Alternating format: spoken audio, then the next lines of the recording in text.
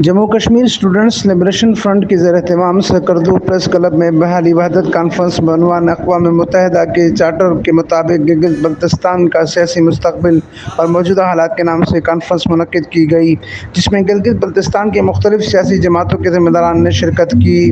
Conference کے شرکاء نے عبوری صوبے کو مسترد کرتے ہوئے مندرجہ ذیل نکات پر اتفاق کیا اور گلگت بلتستان عبوری صوبہ مسترد کیا گیا۔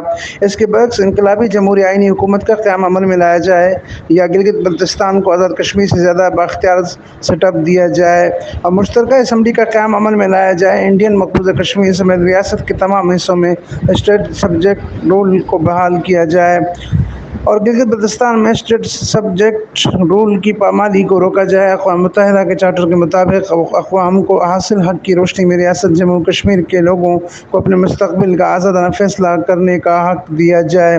شرکائے کانفرنس نے چیئرمین JKLF یاسین ملک کی فوری رہائی کا مطالبہ کرتے ہوئے عالمی برادری کو اپنا کردار ادا کرنے پر زور دیا۔